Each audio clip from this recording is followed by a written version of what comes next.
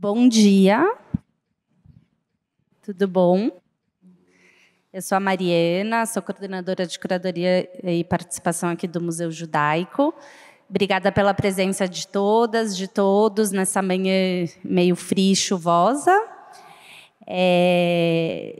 Hoje a gente começa nosso terceiro dia das Jornadas Judaico-Amazônicas, as migrações judaicas no norte do Brasil. Queria agradecer, fazer alguns agradecimentos, agradecer nossos patrocinadores, Instituto Cultural Vale, Santander e Gera Amazonas. Inclusive, a gente está hoje com o Álcio. Obrigada pela presença. Agradecer Elias, Arié, Eric, por terem aceitado o nosso convite e virem, né, o Elias do Rio, o Arié daqui de pertinho mesmo, e o Eric de Parintins, para essa nossa conversa. Ontem, eu não sei quem que estava aqui, mas a gente teve duas conversas que falaram bastante sobre o movimento migratório, né? Então, desses judeus, às vezes solteiros, às vezes em família, que saíram principalmente do Marrocos e vieram para a região norte, foram para as capitais, foram para os interiores. Passamos um pouco pelas histórias familiares também. E hoje a nossa ideia é que a gente possa, agora que a gente já entendeu um pouco como foi esse movimento, que a gente possa pôr uma lente no como esses imigrantes influenciaram e foram influenciados pela cultura, pela política, pela economia local dos lugares que eles ficaram. Então, a gente convidou 3 super especialistas para falarem um pouco desses aspectos para a gente. Antes de passar a palavra, eu vou apresentá-los. Cada um vai falar por um tempo e a gente vai abrir para as perguntas no final. Então, Arié Wagner é antropólogo, formado pela Universidade Federal do Pará, mestre em língua hebraica pela Universidade de São Paulo. Foi pesquisador, visitante na Universidade Hebraica de Jerusalém, onde desenvolveu o doutorado A Mão e a Luva, Judeus marroquinos em Israel e na Amazônia, similaridades e diferenças na construção das identidades étnicas. Como artista visual, atua no ateliê Infinitas Cores e possui trabalhos no acervo do Museu Nacional de Arte Naif e no Museu de Arte do Rio, e painéis nas paredes internas do Museu Judaico de São Paulo.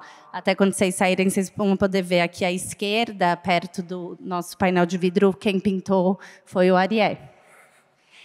Elias Salgado, cofundador do projeto Amazônia Judaica, é diretor do Centro de Estudos Judaicos da Amazônia, do Congresso Internacional de Estudos Sefaraditas e da editora Talu Cultural. É pesquisador associado do Núcleo Interdisciplinar de Estudos Judaico do IFIX, o FRJ. Representante do Conselho de Pesquisa do Center for Research and Archives on the Judaism of Northern Morocco e coordenador de vários projetos de pesquisa. É autor de História e Memória, Judeus e Industrialização do Amazonas e de 4 livros de crônicas, entre eles Divido Sim, mas só em parte. Eric Nakanomi, professor de artes visuais da Universidade Federal do Amazonas, atua na área de teoria e história da arte, com foco na cultura popular e em festas da região amazônica, principalmente o Boi-Bumbá de Parintins, e suas mais variadas representações. Mestre em Artes Visuais pela Universidade Federal da Bahia e doutorando em Artes Visuais pela Universidade Federal do Rio Grande do Sul. Integra os grupos de pesquisa VIA, Visualidades Amazônicas, e Estilo e Artes Visuais na Amazônia. É o atual presidente do Conselho de Artes do Boi Caprichoso de Parintins. E só antes de passar para o Arié, acho que vocês perceberam, né, que o Eric fez uma gentileza de trazer um presentinho do Boi Caprichoso. Depois ele pode explicar mais o que tem na sacolinha. Obrigada, Arié. Bom dia. Eu gostaria de dizer, antes de qualquer coisa, que é um imenso prazer estar aqui no Museu Judaico participando dessa programação, né? Quem me conhece, os amigos do museu, Dr. Sérgio, sabe que eu tenho uma ligação aqui com o museu que já vem de longas datas, desde a pintura dos tapumes, né? Acompanhei de perto a construção, a realização desse sonho, e estar aqui hoje falando sobre os judeus na Amazônia é, para mim, uma honra muito grande. Muito obrigado desde já. Eu queria começar, né, pedindo licença para vocês. Eu vou falar um pouquinho da minha trajetória acadêmica para a gente poder contextualizar o assunto que eu vou abordar. Eu vou abordar o ritual de Mimuna. Para quem não sabe, a Mimuna é o encerramento da festa de Pêssar, da Páscoa judaica, e os marroquinos costumam celebrar a Mimuna. Na verdade, é uma manifestação preponderante da etnicidade marroquina, e hoje eu vou falar um pouquinho, né, desse ritual para vocês. Só que antes disso, como é que eu cheguei nesse ritual de Mimuna, né? Como que, na verdade, é essa abordagem. Quando eu comecei a trabalhar com judaísmo da Amazônia no meu mestrado, eu fui muito bem encaminhado pelo Centro de Estudos Judaicos da USP, né? A professora Marta Toppel, ela antropóloga também como eu, e ela disse, olha, vamos dar um direcionamento antropológico, uma abordagem antropológica para esse assunto, né? Muito já foi feito na área da historiografia e nós vamos direcionar, né? Tem muito trabalho de memória, né? E muitos trabalhos de memória que a gente chama na antropologia de memória celebrativa. Os grupos étnicos, eles se autocelebram, né? Se autocomemoram ou constroem suas memórias dessa forma.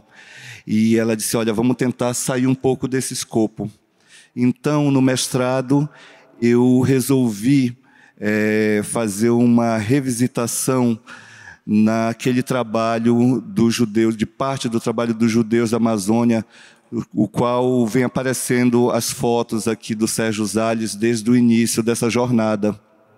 Então, eu peguei alguns municípios do Pará que tinham sido contemplados por essa visita do Museu da Diáspora, e eu tinha muita curiosidade de saber, e tinha também muitos boatos nas capitais a respeito dessas comunidades do interior, desse pessoal que ficou para trás. Então, ao invés de seguir a mesma linha que geralmente ocorre do estudo dos judeus, da vinda do Marrocos e tal, eu resolvi fazer uma abordagem mais atualizada, mais contemporânea, e eu parti para revisitar isso, né?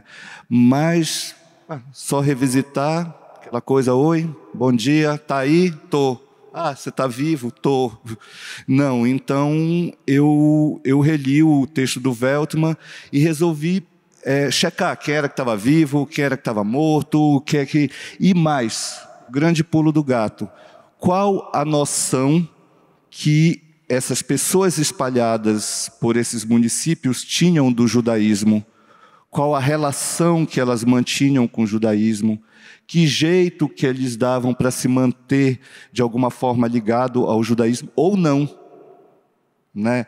Tem um caso, um rapazinho que apareceu aqui desde o início, ele aparece nas fotos aí com o pai, o Max Fima, com o livro de Yom Kippur, o crucifixo atrás. Então eu entrevistei o Max, já estava velho, e o menino que está atrás na fotografia. Aí ele me respondeu assim, eu acho que é Abraham Fima, em Alenquer. Ele disse assim, como que você... eu admiro muito. E qual a sua ligação com o judaísmo? Como que você consegue manter alguma ligação com o judaísmo? Ele disse, olha, o máximo que eu consegui foi frequentar uma igreja adventista do 7º dia. Então, nessa revisitação, quer dizer, então foi o que eu chamei de ressignificações do judaísmo na Amazônia. Terminado esse trabalho, eu fui agraciado com uma bolsa sanduíche em Jerusalém. E eu tinha o plano de fazer, então, um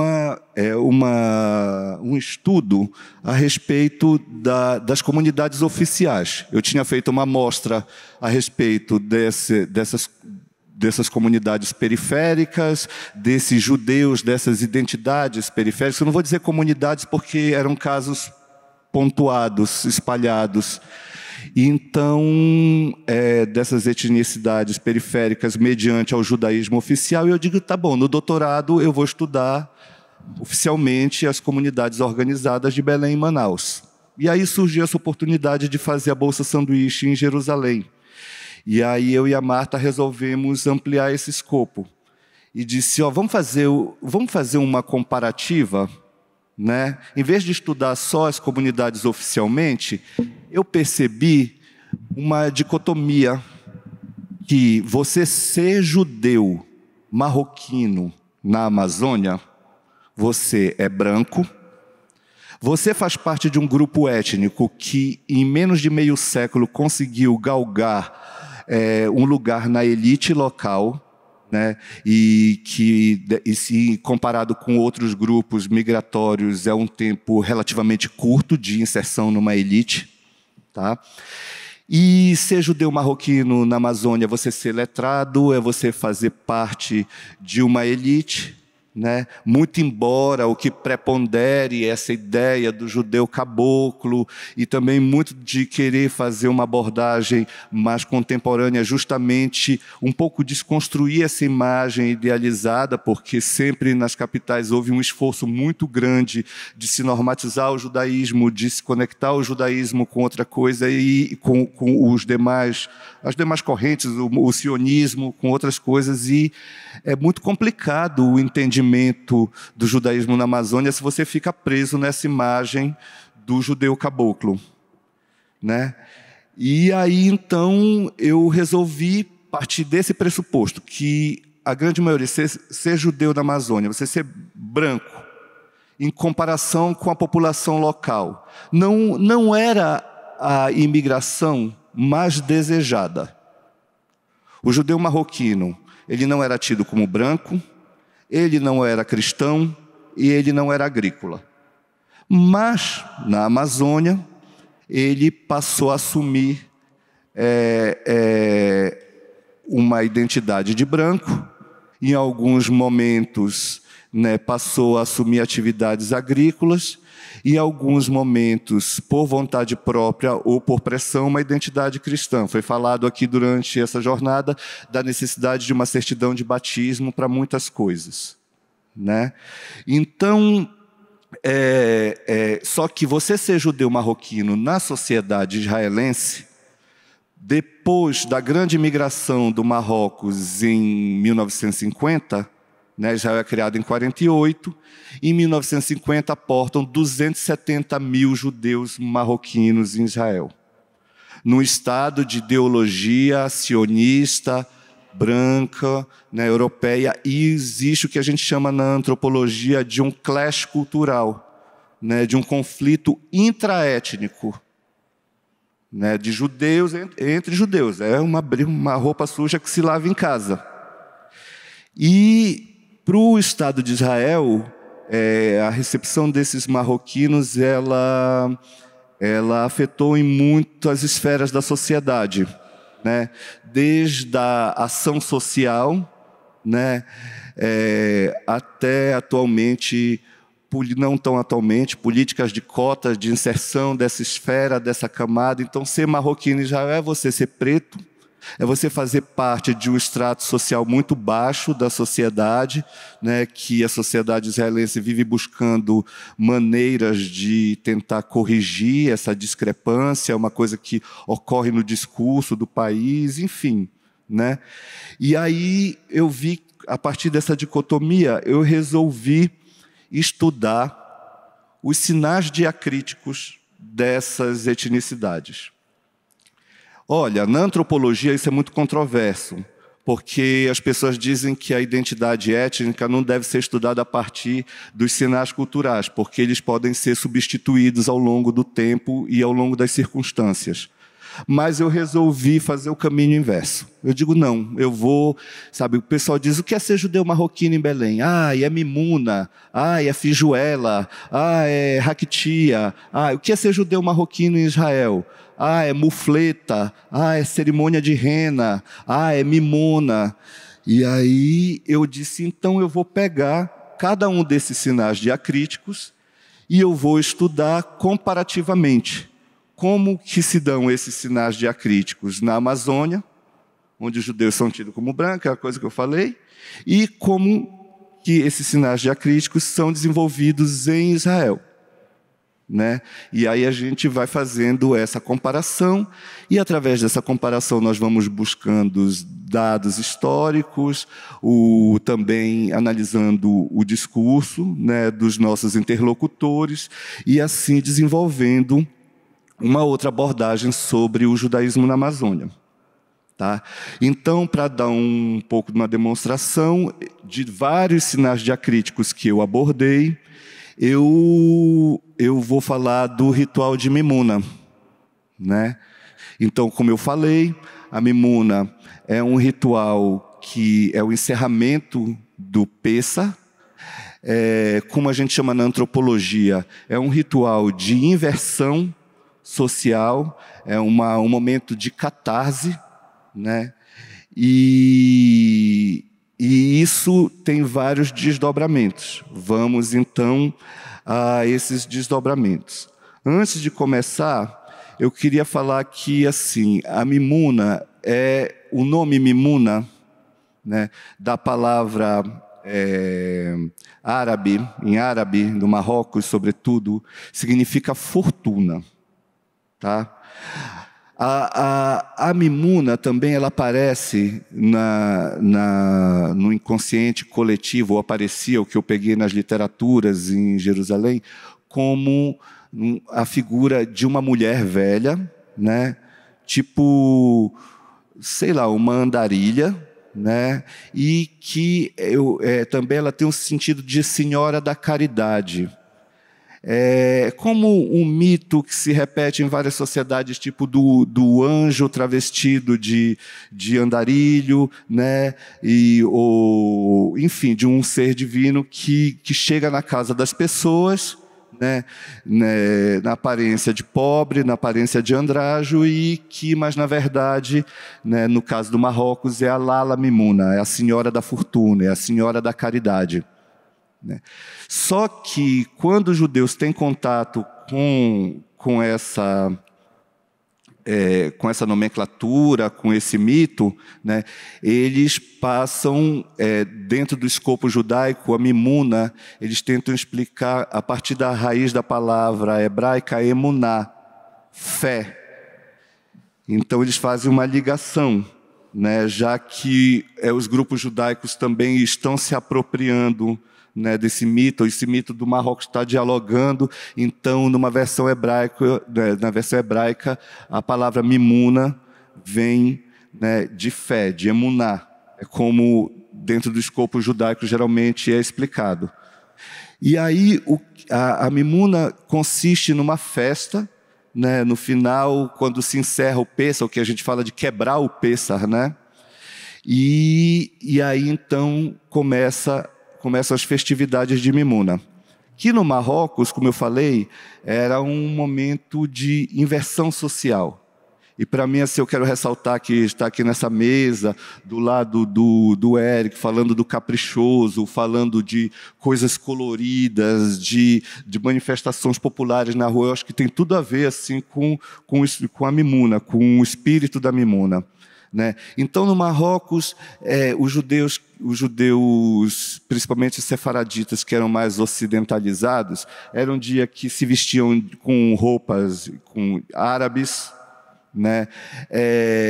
Às vezes tinha um vizinho que se vestia de mulher e saía, porque a Mimuna ela consiste numa peregrinação de casa em casa. Então as mães, as matriarcas fazem a mesa carregada de significados que a gente vai ver daqui a pouco, e as pessoas vão peregrinando, né, de casa em casa, desejando, né,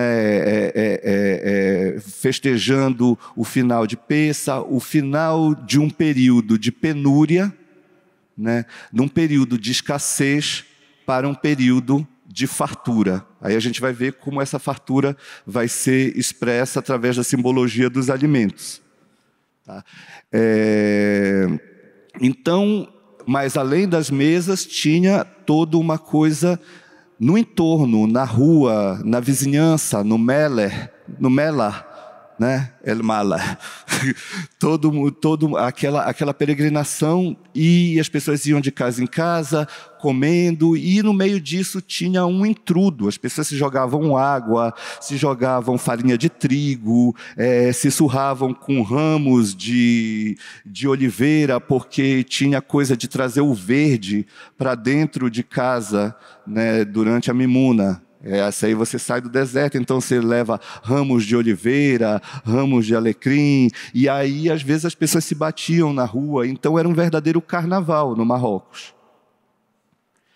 E isso, consequentemente, uma marca tão preponderante dessa etnicidade vai na bagagem. Vai na bagagem para a Amazônia e vai na bagagem para Israel. E aí que a gente vai começar a fazer essa brincadeira, né? E eu gostaria de iniciar, antes de passar as imagens, com uma coisa muito curiosa, um dito muito curioso que o seu Samuca Levi dizia em Belém. Perguntava assim: você sabe por que em Mimuna todo mundo se visita? Vai na casa de fulano, vai na casa de ciclano.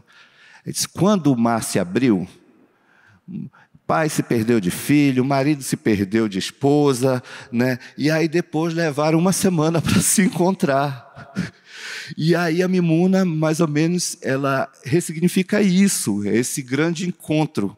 E eu achava muito curioso que essa ideia, né, ela perdurasse ainda na memória em Belém.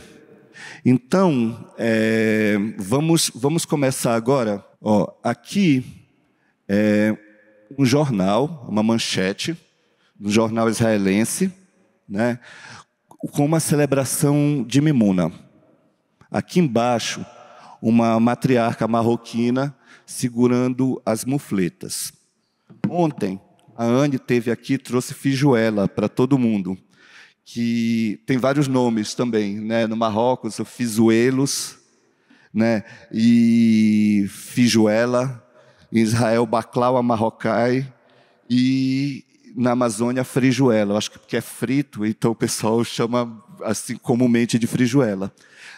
Em Israel, a grande vedete, o símbolo do judeu marroquino não é a frijuela, é a mufleta, né? Tanto é que ela sai no jornal. No início da imigração marroquina, foi muito difícil para a sociedade israelense aceitar esse tipo de manifestação. No Estado sionista, onde se buscavam outros valores, então chega uma galera bem diferentona, animada, né? E resolvem, na frente do parlamento, na frente da Knesset: bora matar um carneiro, vamos fazer um churrasco aqui? E dava muita confusão. Chegavam na segunda-feira, né, nos serviços de assistência social em Israel para pedir mais recurso. Disse: olha, acabou o dinheiro do mês. Mas como acabou? Para todo mundo dar. E disse: mas teve a Mimuna, nós gastamos tudo, é assim mesmo, todo mundo dá o que tem, e agora a gente não tem dinheiro. Então isso no Estado de Israel era muito, muito complicado. Só que com o passar dos anos, né, e com a ideia do Mizug Agaluyot, o que é o Mizug Agaluyot? É a versão israelense da ideia do melting pot americano, ou, que nós temos aqui no Brasil, do mito das três raças, ou da mistura das raças, né? O Mizug Agaluyot é a mistura das diásporas. Então isso é uma coisa pensada pelo Estado israelense desde a sua concepção, da mistura das diásporas. E aí, então, os marroquinos vão conseguindo galgar outras esferas sociais e isso vai se tornando uma coisa muito popular em Israel. Um grande arraial, né, com música, com brincadeiras, porque, assim, no Marrocos, a Mimuna consistia na peregrinação e no outro dia existia um piquenique. Né? As pessoas iam para um parque, geralmente iam para a beira de um rio, e as crianças faziam pequenos peixes, pequenas pessoas, e ficavam puxando na beira do rio, simbolizando aquela travessia. Né? Tinha uma série de brincadeiras de Mimuna que se fazia no momento recreativo no dia seguinte também, além da noite, no dia seguinte. E é o que se dá também em Israel. E com o passar do tempo, essa manifestação pública, e principalmente na frente do parlamento em Jerusalém, ela passou a ser um palanque. Então, infelizmente, eu não consegui as fotos, mas tem foto, por exemplo, das marroquinas dando banho de balas e doces no Bibi Netanyahu. Ele saindo do parlamento e elas despejando sobre ele uma bandeja de bombons. Né, que é também um costume marroquino muito preponderante. E aqui, uma mesa de Mimuna, no Moshav, em Israel, de uma família marroquina. Na Amazônia, geralmente, a erva que é colocada, o verde que é levado para cima da mesa, o pessoal chama de capim-marinho, aqui chamam capim-cidreira, capim tem vários nomes. Né? Em Belém, particularmente, tinha no jardim da sinagoga e as mulheres iam coletar para colocar na mesa de Mimunas. Acabou se tornando de um costume, se tornou uma tradição.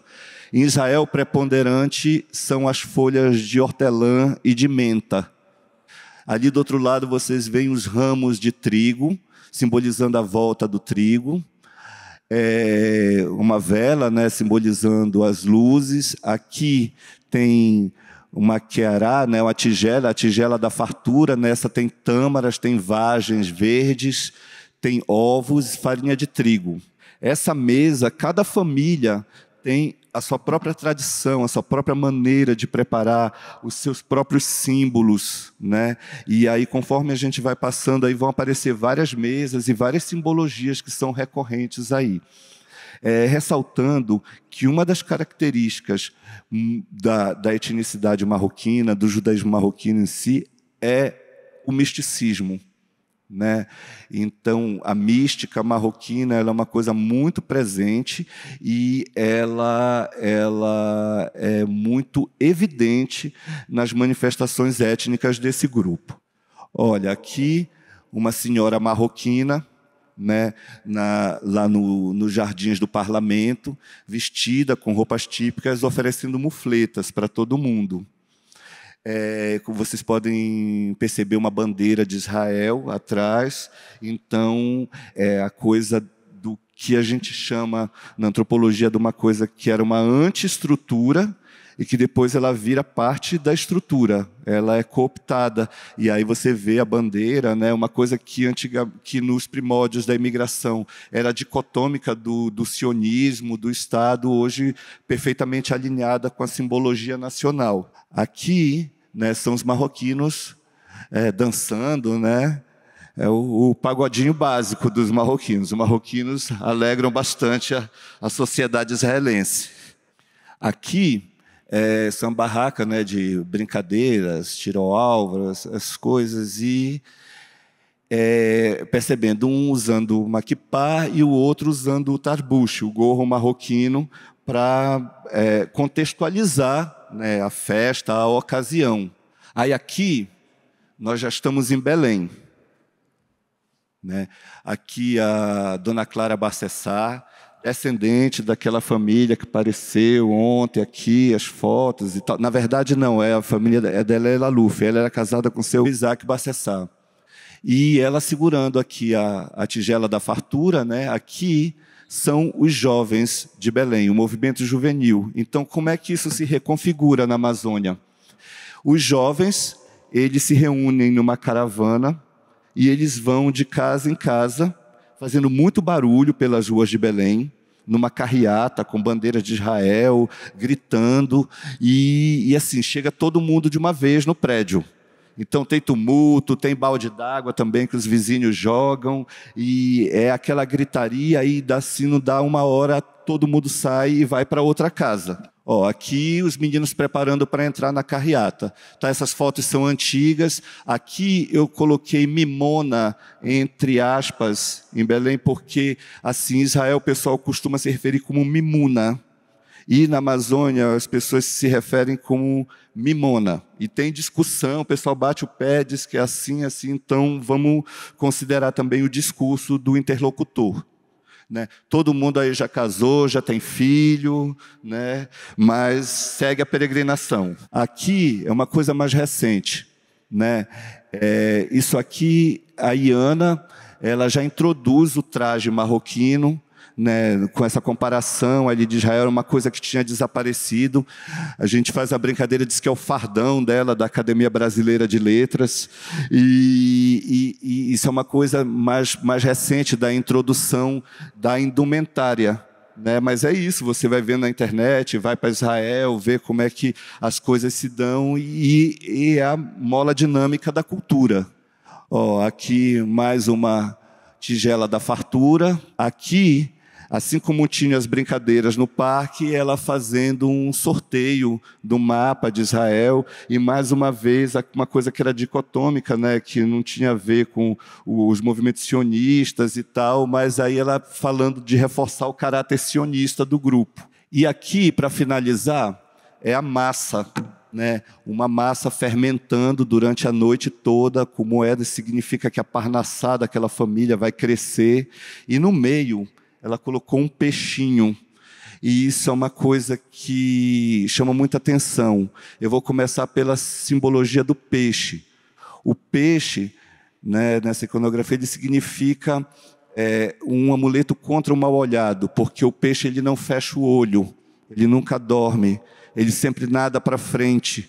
O peixe significa fartura, então uma simbologia que é muito vasta. E por isso o peixe ele aparece em alusão ao mar vermelho, tudo isso. E durante muito tempo, como na Amazônia faz muito calor e por conta do que a gente chama de pitiu, que é o cheiro característico do peixe, não era convencional colocar um peixe em cima da mesa. Então, durante muitas e muitas gerações, esse peixe na mesa foi simbolizado por uma lata de sardinha coqueiro, que tinha um peixe em cima, e aí, nesse caso, a Iana já simbolizou com outro peixinho, né, colocou em cima da massa crescente, e para né, simbolizar todas essas coisas que eu falei, né, contra o mal-olhado, a vigília, né, o peixe que nada sempre para frente. Mas é isso, eu espero, através da análise dessa simbologia e dessa comparativa entre os judeus marroquinos na sociedade israelense e na Amazônia, né, ter ilustrado algumas coisas para vocês. Obrigado. Oi, gente, bom dia.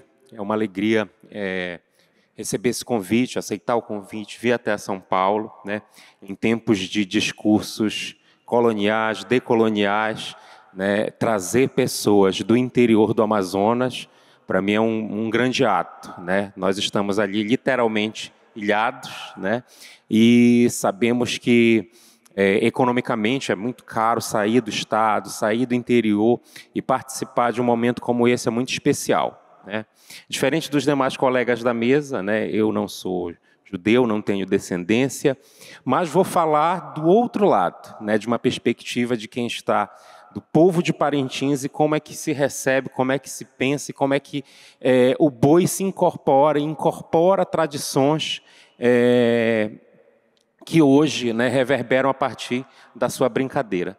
A presença da comunidade judaica no Boi-Bumbá de Parintins, né, antes da gente iniciar, é importante a gente entender também como é que é essa cidade. Né? É uma cidade, né, que fica localizada bem no meio dos caminhos entre Belém, do Pará e Manaus. Né? Então, aqui eu trago apenas referências iconográficas para a gente se situar. Né?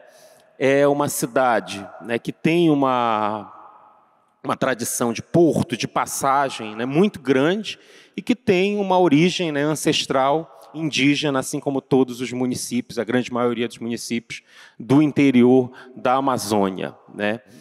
A cidade teve base, né, econômica, cultural, política, sempre pautada a partir dessas trocas, né? Então nós tivemos aí o comércio de regatão com os judeus, tivemos aí o ciclo de juta com os japoneses e tantas outras passagens que são importantíssimas, né? Mas é importante lembrar que a cidade, né, ela não foi descoberta, ela já existia com comunidade dos povos Parintintim, e esses povos parintintins, na verdade, era uma gama étnica aqui dos povos Parintim, Munduruku, Sateré-Maué, Patuarana, Paraviana, Sapopé, Paraueni, Uapixana e Tupinambá. Então ela já é um porto de passagem, mesmo antes, né, de ser oficializada uma cidade, né, porque ela fica bem no meio das ilhas de Tupinambaranas, que significam falsos tupinambás, remanescente dos tupinambás, descendente dos tupinambás aqui do litoral brasileiro, no Rio de Janeiro.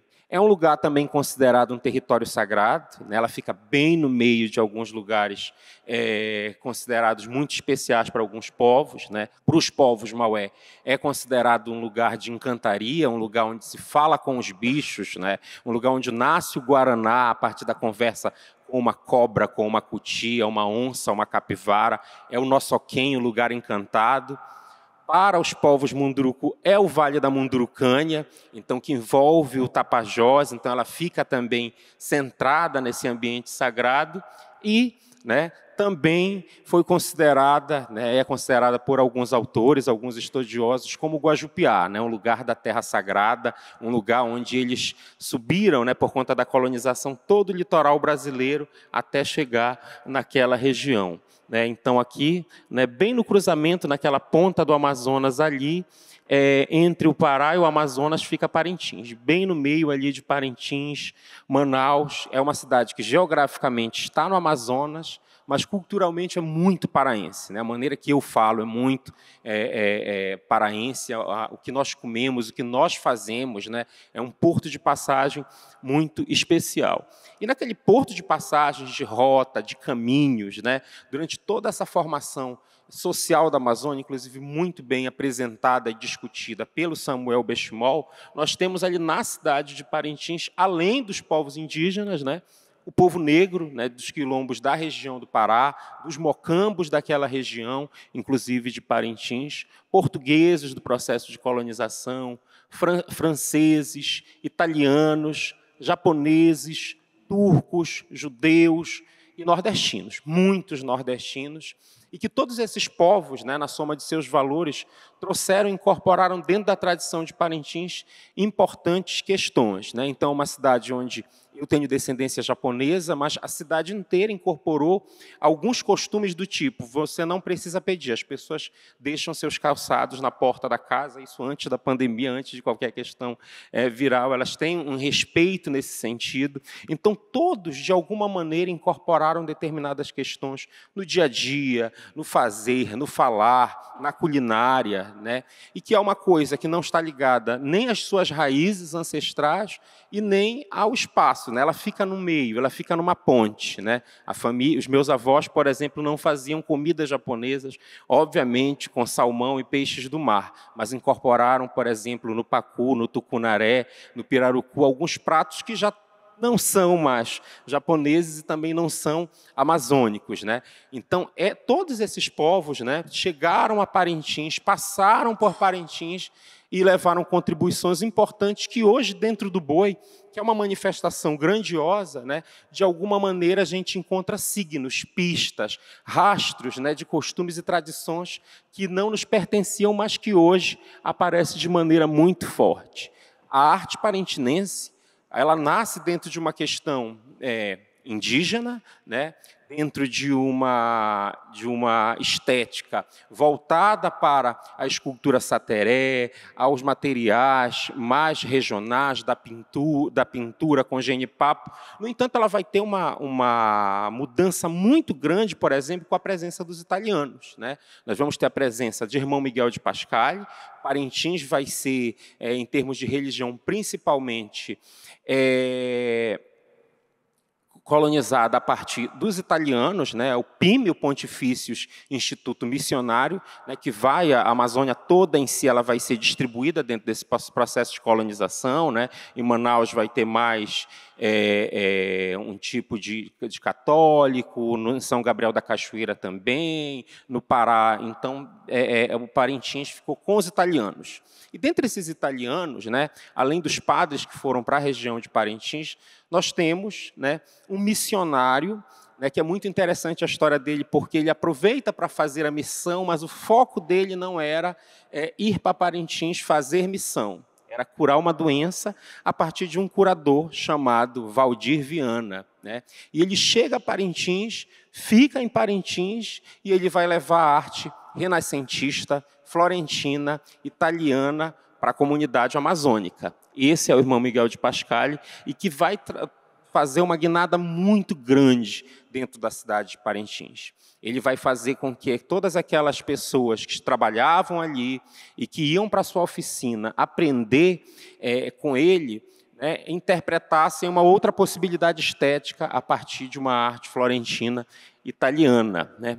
Outros também, os japoneses, né? E ali, por exemplo, é o templo de Haikaikan, que é uma comunidade ao lado de Parintins, a Vila Amazônia, aqui a chegada em Manaus, né, dos japoneses, né?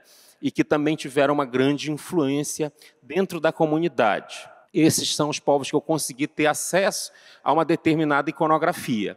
Mas quem vai levar a brincadeira de boi para Parintins são os nordestinos, né? No raiar do século XIX, né, por conta do período áureo da borracha, houveram campanhas, inclusive, no sentido de fazer com que, coincidentemente com uma grande seca, fazer com que essa comunidade partisse para a Amazônia para trabalhar com a borracha. Então, tem cartazes aí fazendo alusão, inclusive, a exército, ao reforço da guerra, a uma série de questões. Vai haver um pico ligado à guerra.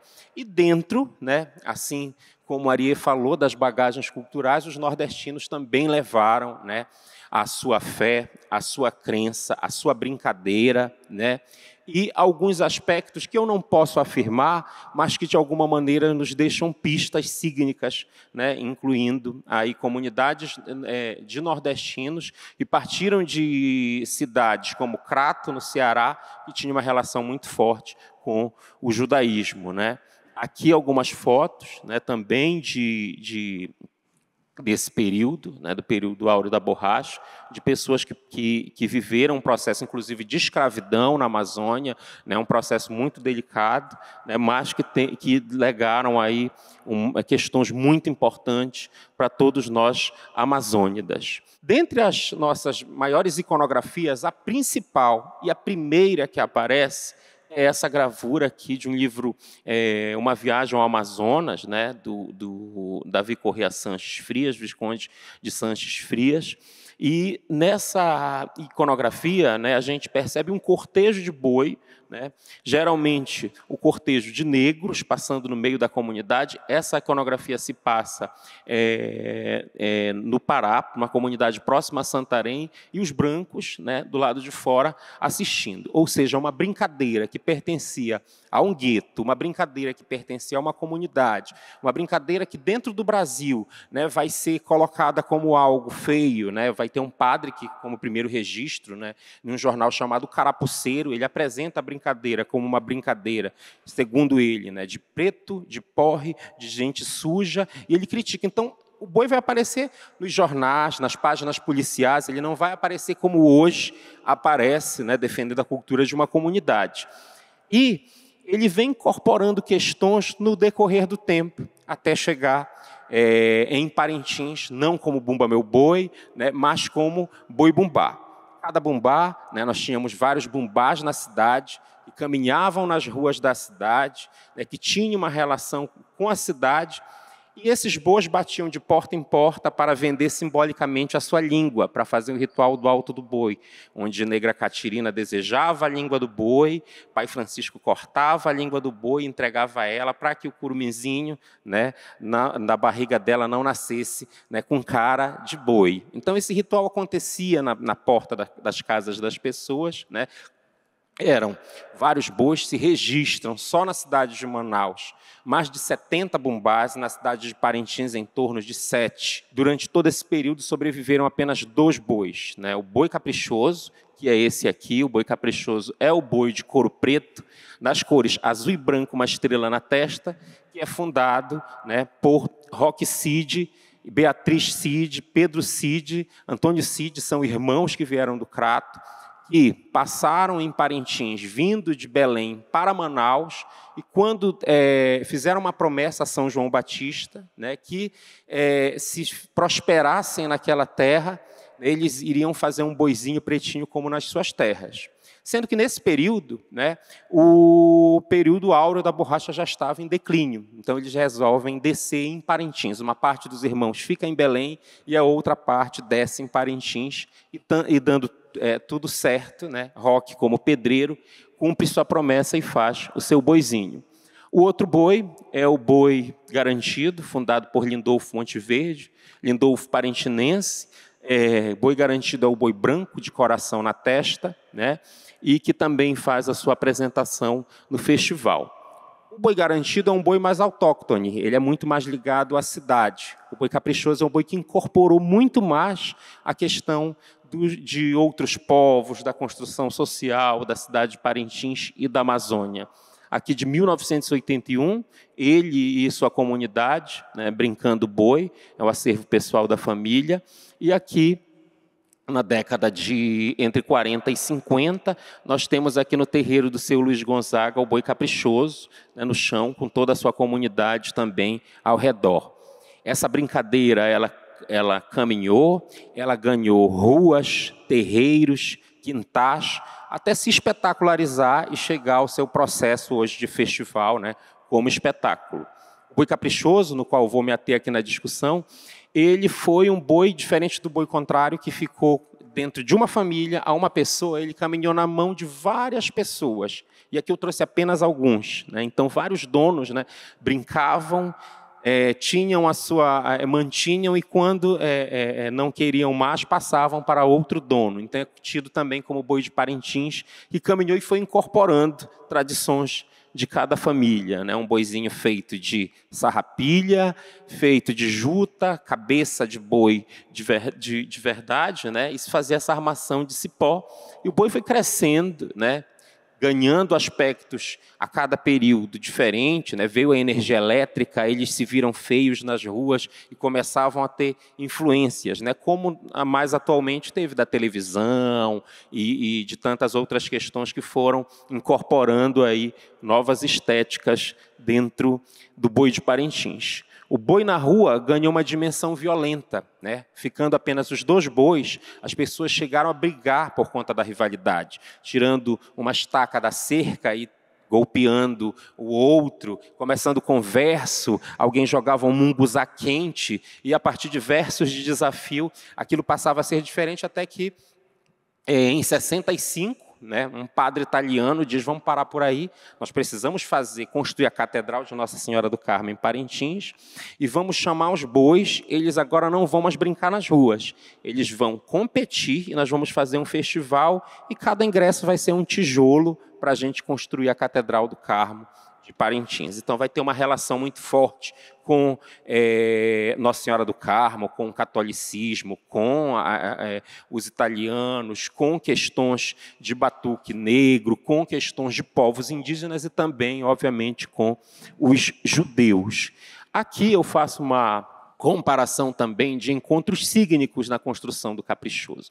Por que encontros sígnicos? Porque eu não posso afirmar que a nossa estrela aqui é a estrela judaica. Eu não posso afirmar que o nosso azul e branco é o azul e branco judaico. mas eu posso dizer para vocês que houveram muitas coincidências, né?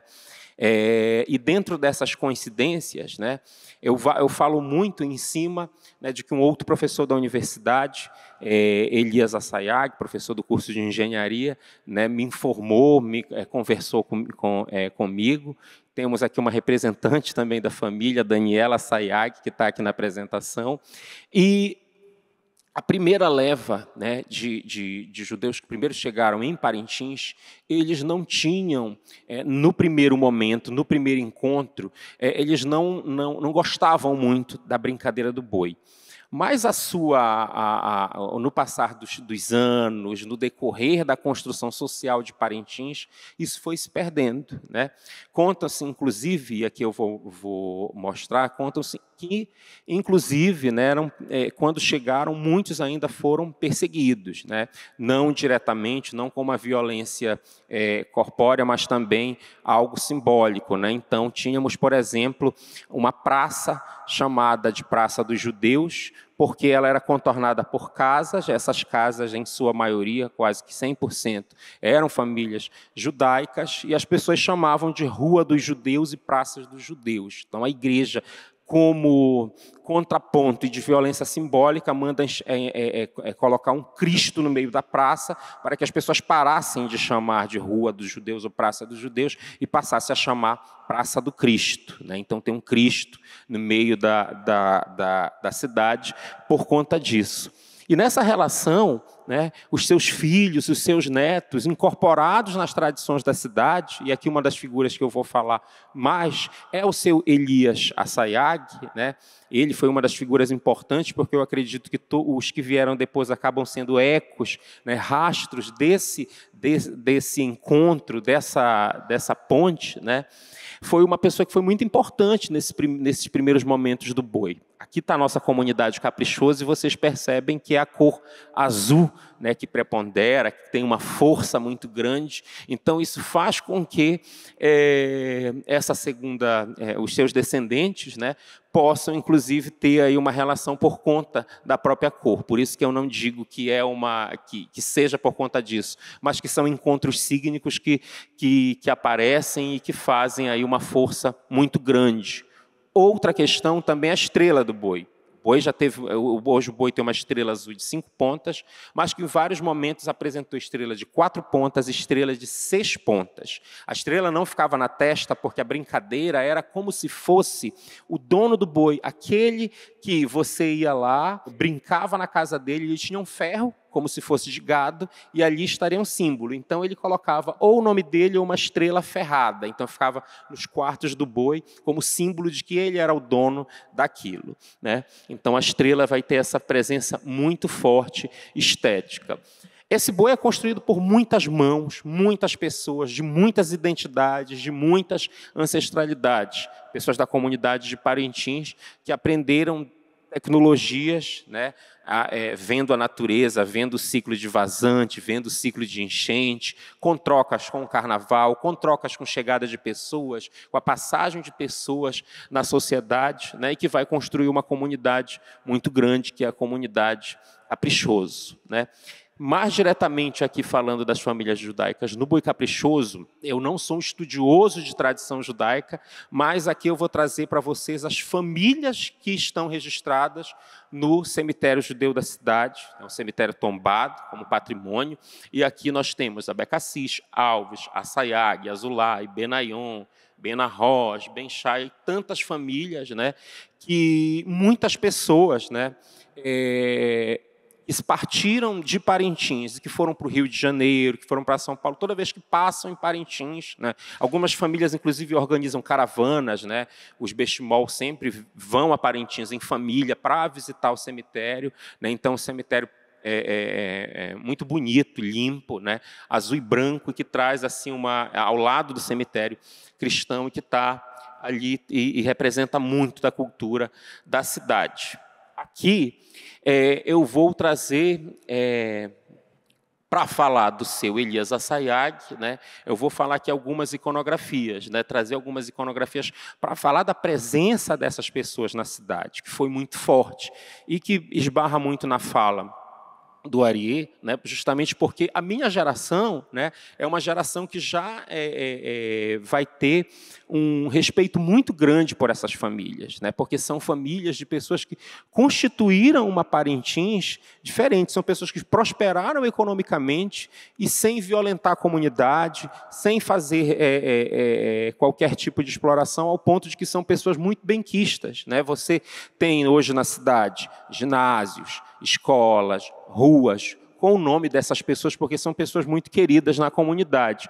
E o boi ajudou muito a pulverizar, a popularizar, a construir esses elos, a fazer com que essas pessoas fossem incorporadas a essa tradição do interior do Amazonas. Primeiro que você tem ali, é diferente, talvez seja até difícil de vocês compreenderem, porque quem mora numa ilha, no interior do Amazonas, para a gente é obrigado a criar táticas de resistência na comunicação, na vida. Então, a gente vai ter é muito distante, né? Você vai sair, por exemplo, para fazer uma visita como essa, individualmente você não gasta menos de R$10.000 para sair de Parintins, São Paulo e voltar, né? Ou seja, né, 0,00% de pessoas que vão ter acesso a determinadas questões e que obrigatoriamente, para a sua sobrevivência, para a sua paz, para a sua cultura, se obrigam a ter uma convivência harmoniosa, uma convivência construída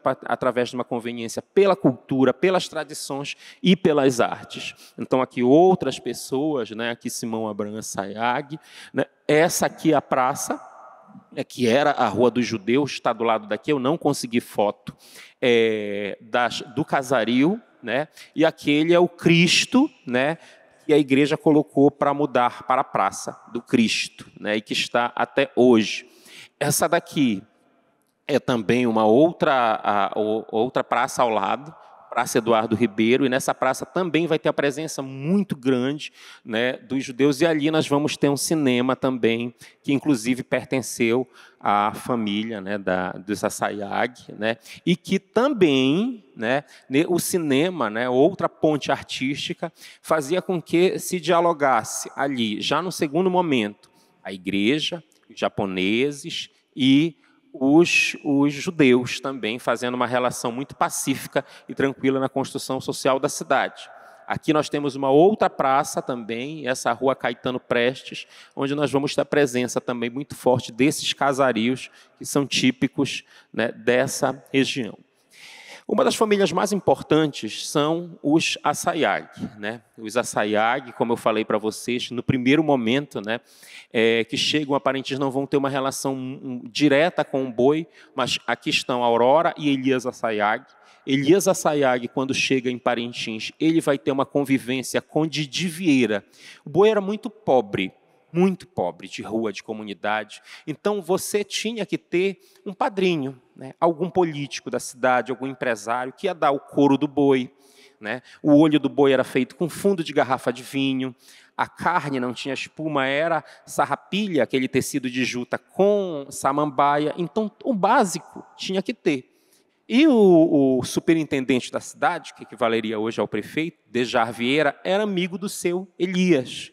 E foi quem, aos poucos, foi trazendo o seu Elias para a brincadeira do boi. Ao ponto de que o boi passava a visitar a casa do seu Elias, né? E o seu Elias recebia a língua do boi, comprava a língua do boi e começava aí uma relação, né, que vai ficar, acredito, para sempre. Esse aqui é o Elias Assayag, primeiro, né? E aqui também um documento. E aqui é o casarão que ficava atrás da prefeitura. Como as casas eram muito pobres, ele tinha um casarão e na parte superior, né, nesse sótão, ele foi gostando do caprichoso, né, dentro dessa rivalidade com o boi contrário, e foi acolhendo aquele boi, ao ponto do boi, que não tinha onde ficar, o brinquedo, o boi brinquedo, passou a morar no casarão dos judeus, Assayag. Então, caprichoso, o boi preto com estrela na testa, dormia e morava durante o ano inteiro nesse casarão para brincar, ao ponto de como é que isso foi incorporando outras questões. e aqui seus descendentes e remanescentes. Então, aqui eu fui buscar as fotos que eu encontrei aqui, dentro do acervo do Caprichoso. Hoje nós temos um Centro de Documentação e Memória, o CEDEM, e as fotos que eu encontrei por lá foram essas, de Zezito Assayag, adentrando a arena, né, na fase do boi de quadra, anos 60, 70, levando o boi para brincar aí com a sua comunidade. Essa daqui é uma das figuras principais da história da arte do Festival de Parintins, Simão Assayag, né, que é filho de Elias e Aurora Assayag. Simão Assayag é tido em Parintins e escrito nos livros como um grande inventor. Ele muda o formato de boi, né? A brincadeira de boi de rua era um cortejo que andava na cidade. A de quadra vai ter uma incorporação muito grande com o carnaval. Quando chega na Arena do Bumbódromo, ele passa a ser uma atração turística, o seu Simão Assayag enxerga a possibilidade, né? Ele teve acesso, né, a cinema, a livros, a questões de cultura. Então, ele leva para a comunidade uma nova história de boi. É ele que vai mudar o boi para se transformar em uma ópera amazônica, que defende um tema dividido em 3 subtemas e que vai ser uma ópera popular que conta uma história, incorporando aí questões de música, de orquestra, incorporando questões tecnológicas, inovadoras, que vai ter uma guinada muito grande no Festival de Parintins. Ele e sua família têm uma influência gigante no boi, né? Aqui ele no galpão, ali em 2017, né? Eu estava trabalhando junto com ele, e recentemente, em 2018, ele publicou esse livro Travessia, os 130 anos dos Assayag em Parintins e mais. É de onde eu tirei algumas referências para essa fala. Uma das principais mulheres da brincadeira de boi é ela, Daniela Assayag, né? Nós chamamos dentro da comunidade de eterna Cunhamporanga do Caprichoso. O que se tem hoje de arquétipo artístico, de dança, de performance, de aparições dentro do espetáculo, é graças a ela, né? Ou seja, é uma herança judaica dentro da construção artística do Festival de Parintins, né? Camila Assayag também é filha de Simão, a Daniela é sobrinha, que Camila Assayag defendeu, né, por vários anos também, rainha do folclore, né? Dunha Assayag também defendeu o item de rainha do folclore.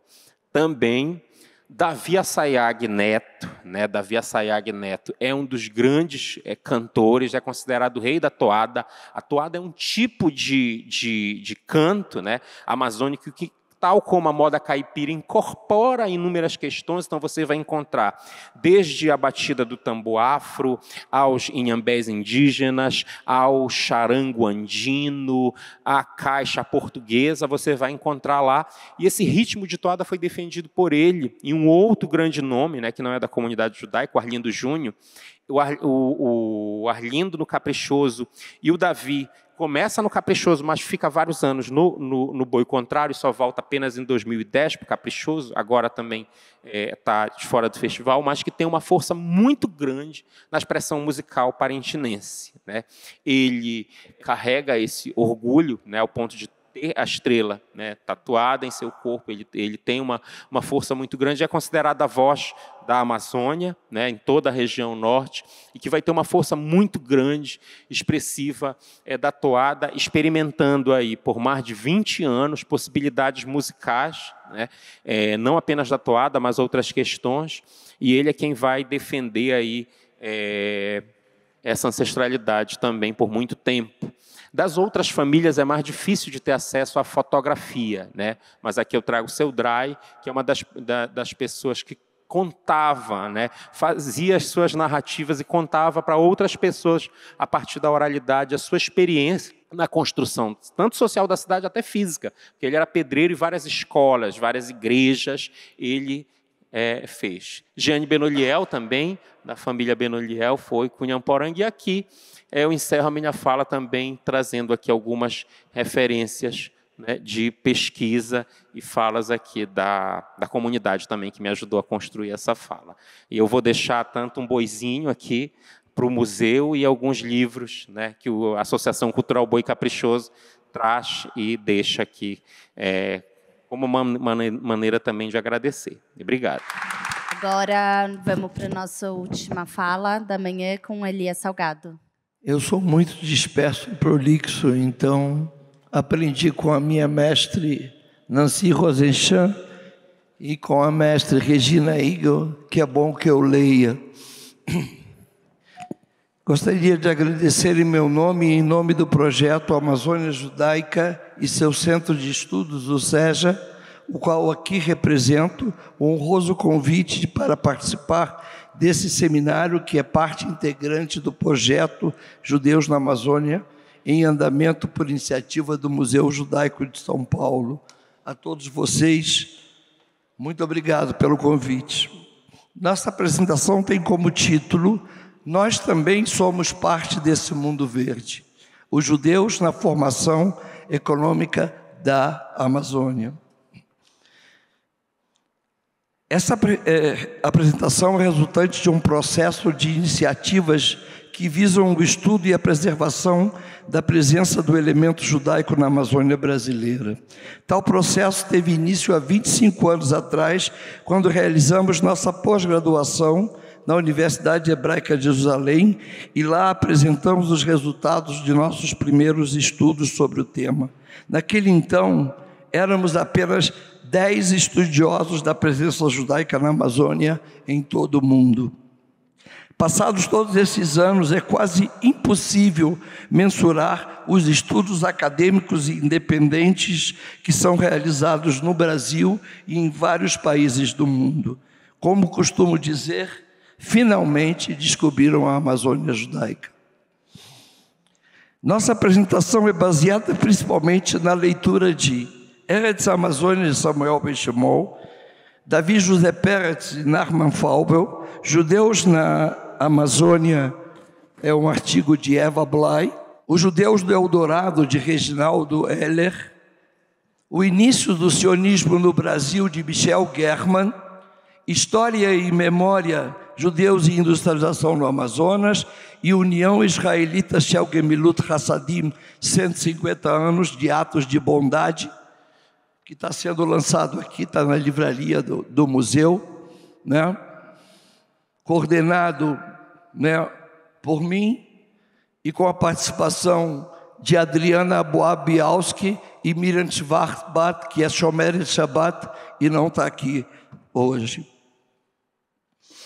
E outros três artigos de nossa autoria, frutos de apresentações em congressos internacionais e publicados em coletâneas pelo selo Amazônia Judaica. Os principais recortes temáticos a serem abordados aqui hoje serão o antissemitismo e o sionismo em seus primórdios, em leituras de Tito Milgram, Michel German e Elias Salgado. Antissemitismo e integralismo nos anos Vargas, antissemitismo e economia no período anterior e posterior à Segunda Guerra Mundial. A presença judaica na Amazônia tem início em torno do ano de 1810, como podem comprovar a criação das duas primeiras sinagogas que estão ainda em funcionamento no Brasil, a Shara Shamayim e a Esser Avraham. Eu parei de datá-las, porque as datas não batem, porque não existem documentos e são somente dados de memória. Agora, a sinagoga mais antiga em funcionamento, a Esser Avraham está comemorando 200 anos e me ligou Jaime e disse assim: Elias, como é? Nós vamos fazer uma cerimônia na Câmara, né, dos Deputados, e que data que a gente coloca? Digo, Jaime, não coloca. Diz que vocês começaram um processo de celebração dos 200 anos da sinagoga e basta isso. Então, elas estão na cidade do Pará, na cidade de Belém, no estado do Pará, bem como as sepulturas encontradas no primeiro cemitério judaico daquela cidade, o cemitério da Avenida Soledad, que foi fundado em 1848. E a sepultura mais antiga data de 27 de Sivan, que seria maio, junho, de 48, e é de Mordecai a Cohen.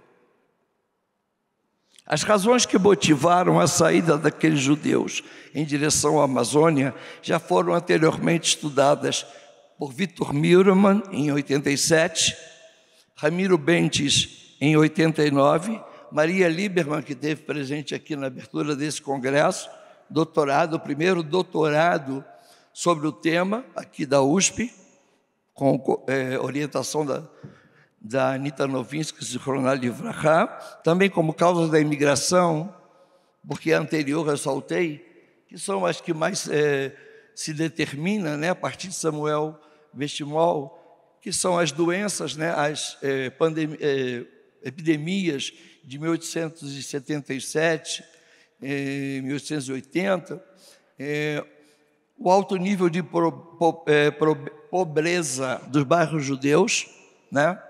Aqui há sempre um erro histórico que falam o Melar, o bairro judeu de Tanger. Tanger, a cidade da minha avó, nunca teve um Melar. Aqui um parêntese, eu não aceito a causa de que um motivo pudesse ser perseguições e algum tipo de antissemitismo.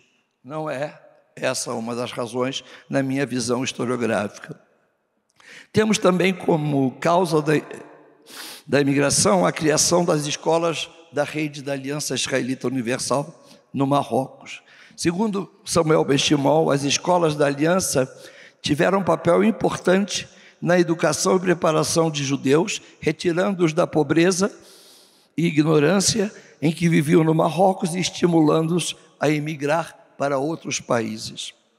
Na época da crise da borracha, quando os exportadores ingleses, alemães e franceses abandonaram Manaus e Belém, coube aos judeus marroquinos, assim como portugueses e árabes principalmente, substituí-los nessa função na economia. Forneceram à sociedade local a liderança econômica e social necessária para sobreviver nas décadas de depressão e debacle da borracha. Isso é Samuel Bestimol, 1998, página 54. Os acordos de 1808 e a consequente abertura dos portos também pode ser listado, e a Constituição Imperial de 1824, que estabelece a religião católica como religião oficial, embora todas as outras religiões fossem permitidas, adaptando-se e aculturando-se. Em entrevista concedida por Rubens Salgado no Rio de Janeiro, em 30 de janeiro de 97, este afirma: meu pai trabalhava no regatão, no Rio Purus, para sustentar seus 9 filhos, e minha mãe o ajudava fazendo doces e salgados que meu irmão Davi vendia pelas ruas de Manaus. Éramos muito pobres. Meu pai, Lázaro Salgado, também servia de Hazan, de Moel, e muitas vezes presenciei meu pai chegar à casa de suas viagens, né, sem trazer muito dinheiro, mas extremamente feliz pelos casamentos, bar mitzvah, né, e brit milá que havia celebrado.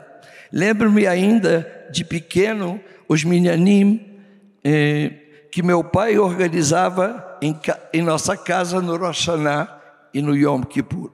Meu pai, meu tio Miguel Azulay e Jacó Azulay foram os responsáveis pela vinda do primeiro Sefer Torah para Manaus. Ele foi comprado por tio Miguel. A partir do depoimento acima, que bem serve como exemplar de várias outras famílias de judeus marroquinos que migraram para o norte, podemos inferir que a presença sefardi marroquina na Amazônia caracteriza, entre outros aspectos, por uma relação de aculturação e preservação. Tal relação foi analisada por Eva Blay em trabalho intitulado Judeus na Amazônia, de 1997, no qual a autora aponta para a manutenção pelos imigrantes judeus dos processos de organização social que os caracterizaram ao longo da história em seus países de origem, demonstrando tal processo através do uso como paradigma do exemplo dos judeus da Amazônia. A igual exemplo do caso de Lázaro Salgado, o qual podemos perceber no trabalho de Eva, que narra a trajetória também das famílias Bestimoll e Atias, e ela conclui: portanto, a distância não significava isolamento e esquecimento das raízes aprendidas. O isolamento era relativo, os contatos eram constantes, porém com longos períodos de afastamento. Obedecendo a um calendário religioso, à beira dos rios, dos igarapés, improvisava-se uma casa de oração e se reuniam os judeus das proximidades. Aqui está entre aspas, porque proximidade na Amazônia são dias de viagem. O tempo se media em dias de barco. O calendário judaico era o mesmo que em qualquer parte do mundo. O modo de conviver era amazônico: a rede, o alimento vindo do rio, a roupa. É óbvio que outros judeus tiveram participação na formação da comunidade judaica milenarmente presa aos valores culturais e religiosos centralizados em torno das comunidades que procuravam criar como forma de assegurar a continuidade de sua própria cultura e tradição. Os judeus no boom do ciclo da borracha. A Amazônia brasileira se destacava como o maior produtor mundial de borracha, e o grande boom desse ciclo produtivo se deu entre os anos 90 do século XIX e a primeira década do século XX, tendo em seu ano de pico, 1910, quando foram exportadas 38 mil toneladas de borracha ao preço de 25 milhões de libras esterlinas. Abre aspas. Esse boom durou mais de 50 anos e fez deslocar cerca, ele falou sobre isso, de 300 mil nordestinos imigrantes, sobretudo a partir de 1877 e 88, né, por conta da seca. Durante esse período, a Amazônia foi povoada também por grande número de europeus, imigrantes portugueses, espanhóis, italianos, franceses, ingleses, alemães, além de sírios libaneses chegados no final do século XIX. No entanto, depois dos cearenses e portugueses, a maior contribuição, tanto quantitativa quanto qualitativa, proveio dos sefaraditas marroquinos. De novo, Samuel Bestimoll, 98, página 75. Em sua grande maioria, era aviada por algum judeu próspero de Belém e Manaus, e foram para o interior. Muitos desses pioneiros começaram como empregados, balconistas, gerentes de depósito, donos de flutuantes, guarda-livros, e terminaram sua carreira como seringalistas e coronéis de barranco. A partir de 1911 tem início o período de colapso e o advento da crise da borracha. Nesse então, acontece uma enorme onda migratória do interior rumo às capitais Belém, Manaus e para o sudeste. Como consequência dessa crise, dá-se também um grande número de falências entre as empresas ligadas à produção e à exportação da borracha. Os judeus da Amazônia e os primórdios do sentimento nacional judaico no Brasil. Ao pesquisarmos sobre os primórdios do movimento sionista no Brasil, encontramos que as primeiras atividades sionistas nesse país tiveram início quase que simultaneamente ao início das atividades do movimento na Europa, né? Já foi bastante falado aqui. No Brasil, a iniciativa sionista nasce no coração da selva amazônica, no seio da pequena e distante comunidade sefardita marroquina, que já na virada do século travava contatos com o diretivo na Amazônia. Eram iniciativas isoladas de um pequeno grupo de pioneiros, ativistas, ainda sem nenhum cunho organizativo, fato que só viria a ocorrer na segunda década daquele século. Ela nasce na Amazônia, pois ali existia, como já vimos, desde as primeiras décadas do século XIX, a única comunidade judaica organizada no Brasil, na cidade de Belém do Pará e outros pequenos núcleos.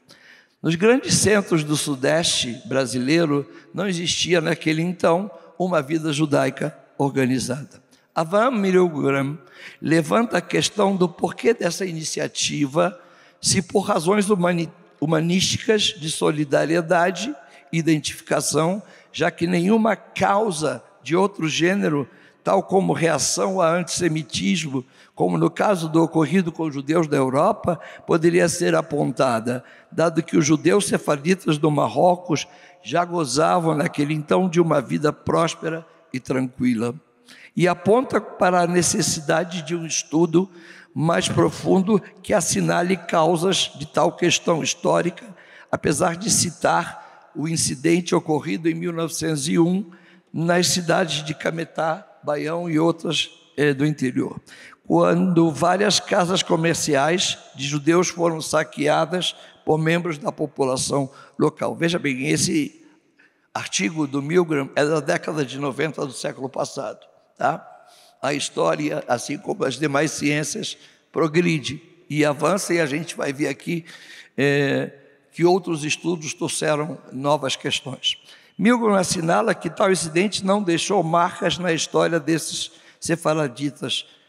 Porém, nesse ponto, encontramos um fato, isso também naquela época, né, quando eu li o Milgram, posterior, que acredito tenha correlação com tal incidente.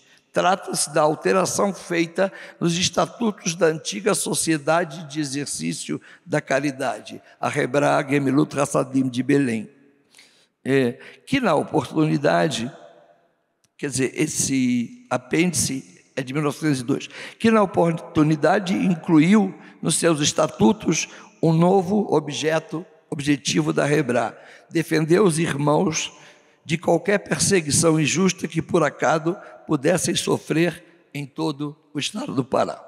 Mais adiante, novos estudos, e aqui ver Michel German, em seu livro, que é fruto do doutorado dele, O Início do Sionismo no Brasil, o autor aponta para o papel exercido pelos professores da rede das escolas da Aliança Israelita Universal, que mesmo não sendo a rede sionista, oficialmente sionista, seus professores extraoficialmente influenciavam seus alunos, tentando aproximá-los da causa sionista europeia.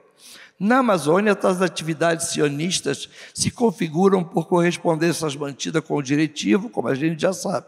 A partir de 1908, ocorre uma mudança de eixo no ativismo brasileiro para o sul, para o sudeste do país, né? Porque David Pérez, já ouviram falar dele bastante, fundador do primeiro jornal judeu em língua portuguesa, migra para o Rio de Janeiro e cria o jornal A Coluna, que era eminentemente sionista, né? No seu primeiro número, anuncia isso com todas as palavras. A Segunda Guerra Mundial, o integralismo caboclo e os judeus na campanha da borracha. Os anos de guerra eram de efervescência política. A reticência do governo Vargas de se decidir sobre os rumos da participação brasileira no conflito agitavam o país. Na capital amazonense não foi distinto. Nos meses que antecederam a decisão brasileira, conforme testemunhos de novo de Samuel Benchimol, políticos e jovens estudantes saíam às ruas para protestar.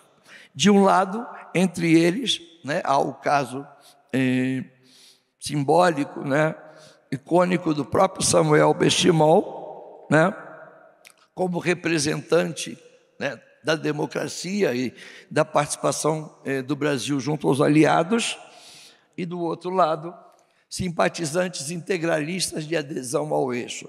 Como líderes desse bloco podem ser enumerados Carlos Lostélio, que era uma liderança local, e o ex-futuro governador do estado do Amazonas, José Lindoso.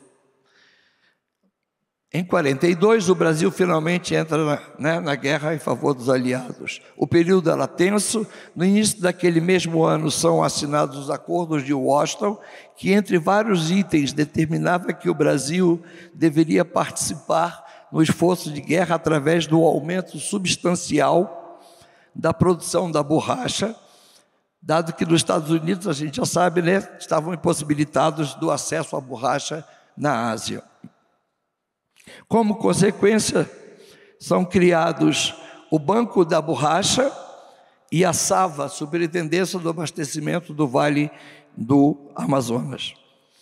O banco objetivava dar auxílio financeiro aos seringalistas, cabendo a ele a exclusividade do monopólio das operações finais de compra e venda da borracha, diferente do que acontecia anteriormente, né? Que não havia esse monopólio.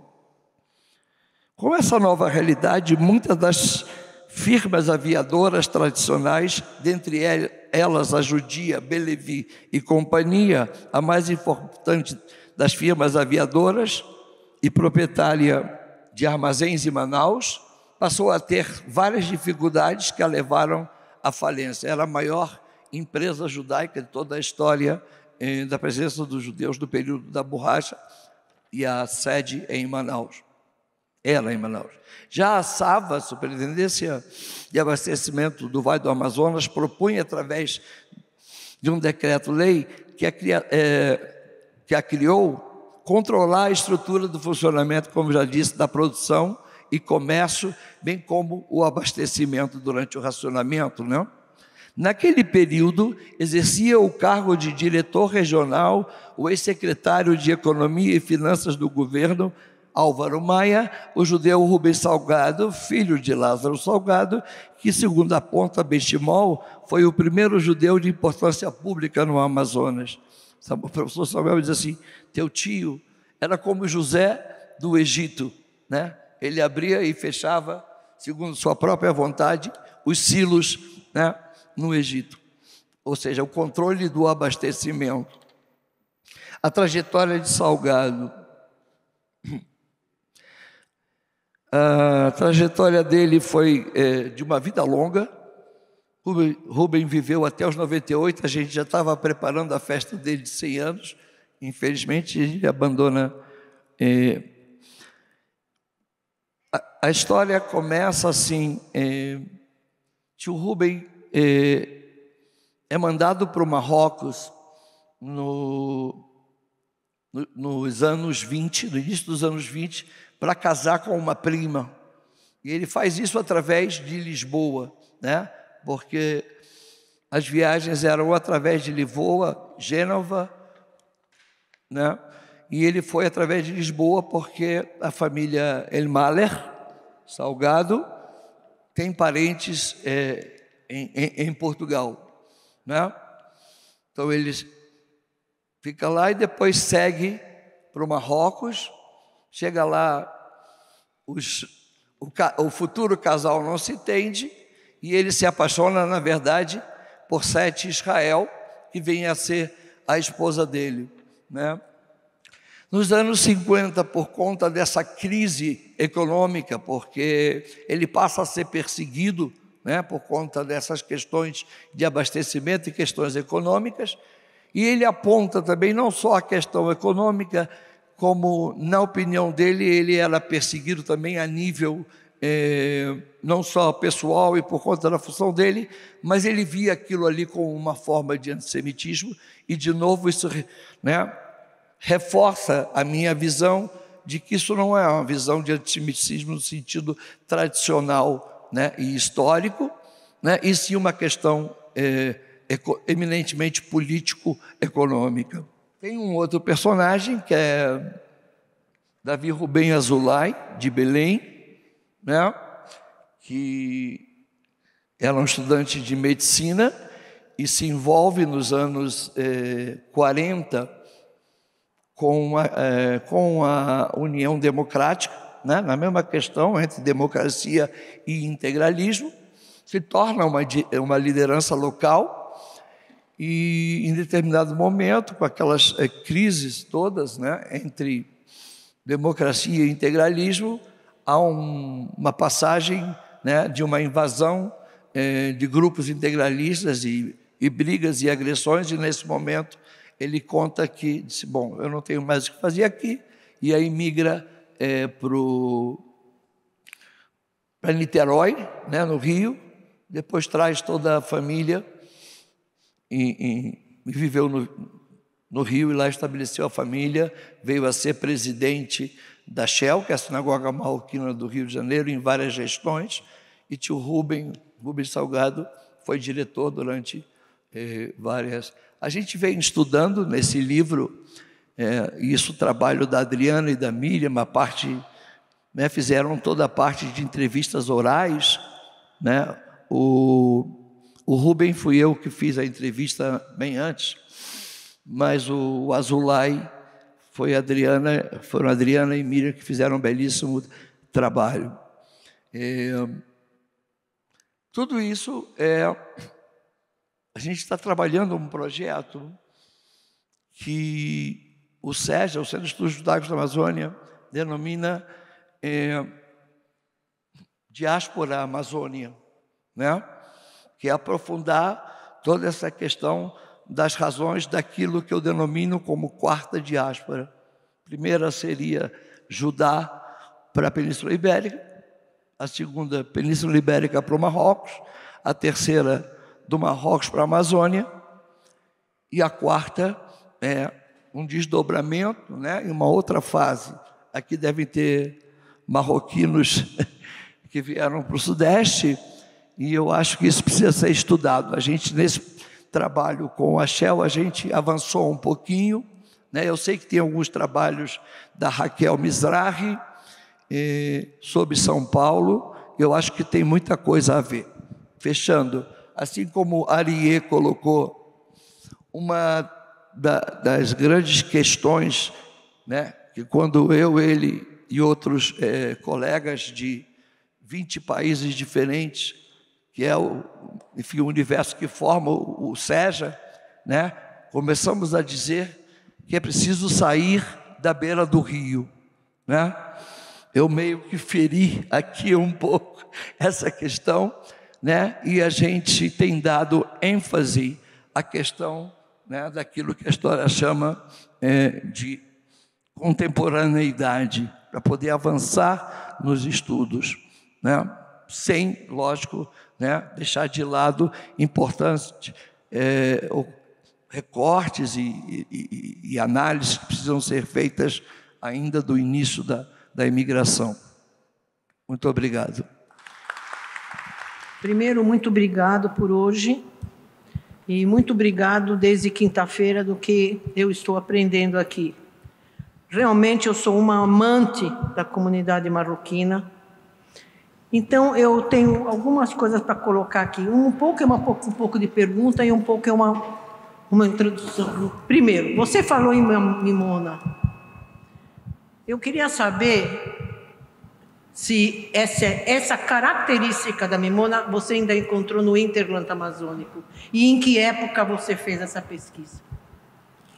Com relação a você, Parintins é um lugar muito importante, inclusive para os japoneses, porque teve a exploração da juta, que é pouco conhecido dentro da historiografia brasileira. Concorda comigo? Por que Parintins? Você pôs uma relação de vários nomes que não estavam só em Parintins, como estavam em Belém do Pará. Mas eles tinham uma sinagoga, um cemitério, que estava praticamente esquecido e que foi o ano passado reconhecido pelo estado de Parintins. Foi limpo, foram trazidos gente de Israel para rezar e enaltecer o cemitério Parintins, correto? Para você, Salgado, eu agradeço a tua referência ao meu trabalho. E eu não vou falar mais, porque vocês sabem mais do que eu. Porém, você falou em Gemilut Hasadim. Então, eu vou te dar uma referência. O Gemilut Hasadim faz parte dos 3 pilares do judaísmo. Torá, Avodá e Gemilut Hasadim. Torá é lei, Avodá, trabalho. Tem aí uma professora de hebraico que pode explicar melhor. E Gemilut Hasadim, que quer dizer beneficência, num sentido mais amplo da palavra beneficência. Não da palavra tzedakah, mas da beneficência. Essa Gemilut Hasadim foi criada em Belém do Pará, depois da proclamação da República, quando Igreja e Estado se separam. Aí a comunidade que sempre de Belém do Pará, que foi praticamente o meu trabalho, resolveu que deveriam fazer justamente a Gemilut Assadim. Então, mais ou menos em 1900 e pouco se faz. Essa Gemilut Assadim dividiu-se depois para Ka'al Kadosh e mais para uma outra sociedade. Então, ela foi cada vez se ampliando mais. Uma que tratava só dos enterros, outra que tratava das partes jurídicas e outra que aqui mostrava o auxílio que faz parte da filosofia judaica, que é assistir e proteger o mais desprotegido. Você falou eu vou te dizer onde elas estão. Elas estão no Jewish Archive for the History of the Jewish People, na Universidade Hebraica de Jerusalém. Ela provavelmente agora deve estar ou digitalizada, não sei como, mas eu mexi nessa. Ela está totalmente lá, desde o primeiro dia que se resolveu fazer a Gemilut Assadim. Era essa contribuição que eu queria dar para o belíssimo trabalho que vocês estão fazendo pela volta do estudo realmente da comunidade marroquina, que muito, muito ajudou a Amazônia e que, infelizmente, a nossa historiografia esqueceu deles. Obrigada. Obrigada, Maria. Antes de responder, tá bom? Eu queria fazer uma ressalva que, assim, todo bom prédio, toda boa construção tem bom alicerce, tem que ter um bom alicerce, né? E o alicerce, né, bem sólido dos estudos judaico-marroquinos, acabou de dar sugestão para a gente, tá? Então, sem o alicerce que a professora Maria Lieberman fez da documentação dos judeus marroquinos, isso mesmo, merecido. Tá? Seria muito difícil para qualquer um de nós aqui desenvolver um estudo a nível da historiografia e das ciências sociais. Tá? Já agora respondendo a pergunta da professora a respeito do ritual de Mimuna no interior.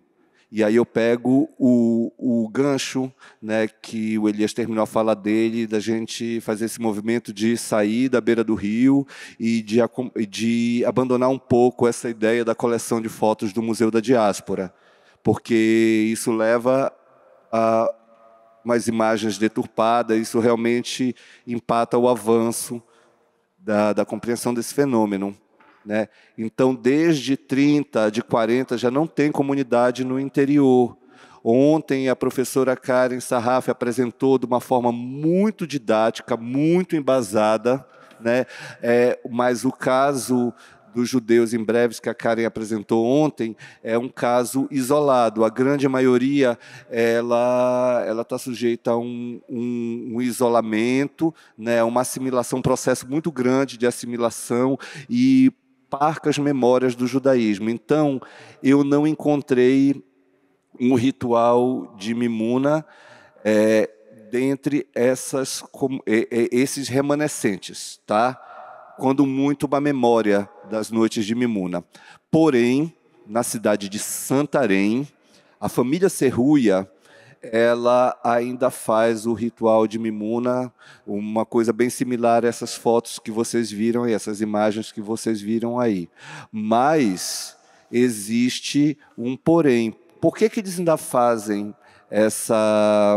esse ritual? Porque é uma família que está dentro do que a gente chama da antropologia, muito presente dentro dos limites das fronteiras étnicas, tem uma ligação com a comunidade oficial de Belém, tem uma ligação com Israel. Então, mesmo que os negócios estejam em Santarém e parte da família ainda permaneça em Santarém, né, então ocorre essa ligação e, portanto, de todos esses municípios que eu visitei no interior do Pará e alguns do Amazonas, a única localidade onde eu encontrei realmente ainda a preservação do ritual de Mimuna foi da família Serruia em Santarém, mas eu quero encerrar ressaltando, né? É um grupo que está ligado ao judaísmo oficial, diferente da grande maioria que são descendentes de judeus e que têm algumas memórias e, enfim, alguma representação do judaísmo. Tá? É sobre isso. Professora, eu não sei lhe responder o porquê de Parintins, ou desse ambiente, né, das ilhas de Tupinambarana, ser esse território especial, né? Até porque as coisas que eu posso responder estão muito mais para uma ideia mística do que acadêmica, né? Mas eu acredito sim que seja um lugar que as pessoas não pararam lá por acaso. Penso que pode estar ligado à questão mesmo de trânsito, né? Porque o Rio Amazonas é a nossa grande estrada, então essa passagem de Belém para Manaus, né, existem portos assim estratégicos e lá é um deles, né? Penso também que está ligado a ser um povo mais aberto em relação às outras comunidades, né? Se eu for comparar, por exemplo, o Baixo Amazonas, onde está localizado Parintins, a São Gabriel da Cachoeira, as pessoas são muito, no Alto Rio Negro, as pessoas do Baixo Amazonas são muito mais agregadoras. Numa fila do SUS, você faz amizade, a pessoa te conta a vida dela toda, né? Diferente de outras comunidades onde as pessoas têm muita dificuldade em comunicação. Isso talvez, acredito que seja um chamariz para que essas comunidades se fixem ali naquela região, né? Até porque quando eu falo da região de Parintins, eu não falo da cidade, eu também falo do município, né? Porque as pessoas, muitas dessas pessoas chegaram a trabalhar, eu esqueci inclusive de citar na minha fala, por exemplo, japoneses com guaraná, com castanha na zona rural, ao redor da ilha, nos rios de várzea, que talvez também seja um fator importante, porque a várzea é nutrida porque passa boa parte, né, 4 meses submersa, então as águas são muito ricas, né? Mas também é um problema porque depois vai para o fundo das águas, né?